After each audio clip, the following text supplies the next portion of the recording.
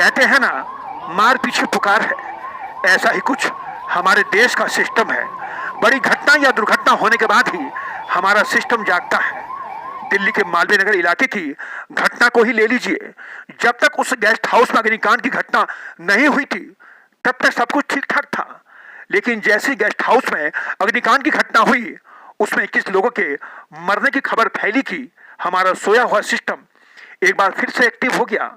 Legal illegal की बातें सामने आने लगी। लेकिन दिल्ली में अग्निकांड की यह कोई पहली घटना नहीं है। इससे पहले भी साल 1997 में उपहार कांड हुआ था। जी हाँ, उपहार कांड। सिनेमा हॉल में आग लगने से 59 लोगों की जलने और दम घुटने से मौत हो गई थी। इस घटना ने भी सभी को झकझोर कर रख दिया था। यह घटना भी स्थानीय पुलिस, एमसीडी, फायर और लाइसेंसिंग विभाग की लापरवाही की वजह से हुई थी।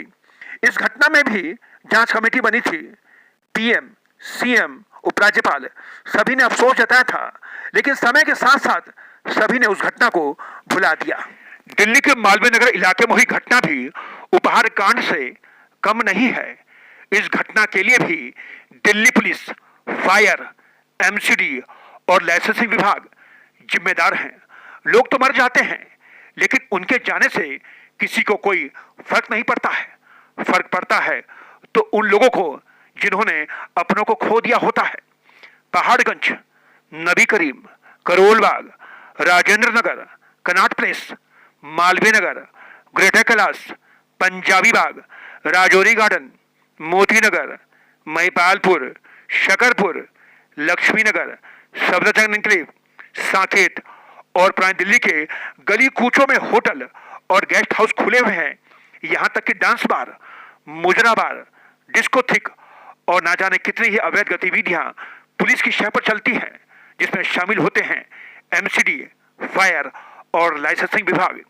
ये 3 विभाग तो ऐसे होते हैं जो पर्दे के पीछे रहते हैं।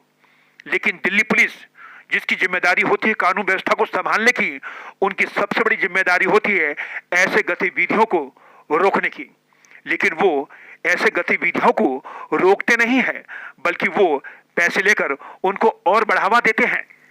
इसलिए उपहार कांड और मालवीय नगर जैसी घटनाओं के लिए दिल्ली पुलिस ही जिम्मेदार होती है।